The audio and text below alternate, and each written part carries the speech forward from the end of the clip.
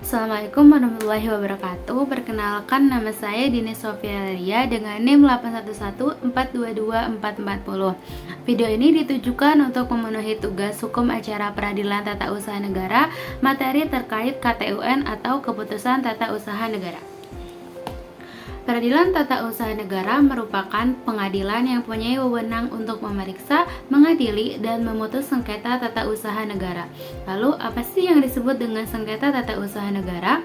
Pasal 1 Angka 10 Undang-Undang Nomor 51 Tahun 2009 tentang perubahan kedua atas Undang-Undang Nomor 5 Tahun 1986 tentang Peradilan Tata Usaha Negara menyatakan bahwa sengketa tata usaha negara adalah sengketa yang timbul dalam bidang tata usaha negara antara orang atau badan hukum perdata dengan badan atau pejabat tata usaha negara, baik di pusat maupun daerah, sebagai akibat dikeluarkannya keputusan tata usaha negara termasuk sengketa kepegawaian berdasarkan peraturan perundang-undangan yang berlaku. Pengertian keputusan tata usaha negara secara teoritis mempunyai banyak arti, diantaranya yaitu keputusan tata usaha negara yang bersifat positif dan negatif. Dikatakan positif karena ketetapan itu bagi yang dikenainya menimbulkan hak dan atau kewajiban, jadi menimbulkan suatu keadaan hukum yang baru. Misalnya, suatu ketetapan yang baru membatalkan suatu ketetapan yang lama, sedangkan yang bersifat negatif tidak mengadakan perubahan dalam suatu keadaan hukum tertentu yang telah ada.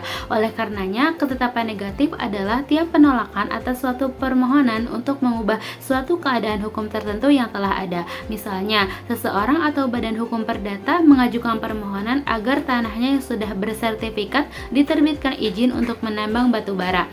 Akan tetapi, permohonan tersebut ditolak oleh kepala daerah yang bersangkutan. Dengan demikian, ketetapan negatif dapat berbentuk suatu pernyataan tidak berkuasa, pernyataan tidak diterima, atau suatu penolakan. Dikatakan keputusan tata usaha negara secara teoritis apabila keputusan administrasi itu 1. Bersifat tindakan hukum publik yang sepihak, 2. Berdasarkan wewenang yang ada pada administrasi negara yang bersangkutan, 3. Merupakan tindakan dalam rangka urusan pemerintahan, 4. Bersifat relatif yaitu sewaktu-waktu dapat berubah atau dibatalkan, 5. Menimbulkan hak dan kewajiban bagi yang menerimanya, 6. Ada kalanya mengenyampingkan ketentuan umum atau khusus keadaan tertentu dan penting. Sedangkan pengertian KTUN sebagai administrasi negara ditinjau dari segi sifat norma hukumnya, yaitu norma hukum abstrak, misalnya KTUN yang bersifat mengatur atau peraturan kebijakan, norma individual konkret, misalnya KTUN mengangkat dan memberhentikan PNS, norma umum konkret, misalnya KTUN dalam wujud norma rambu-rambu lalu lintas. Dari pengertian-pengertian mengenai KTUN tersebut, apabila ternyata diindikasi adanya suatu penyalahgunaan akibat dikeluarkannya KTUN, penyelesaian sengketa tidak semuanya bisa diajukan ke PTUN.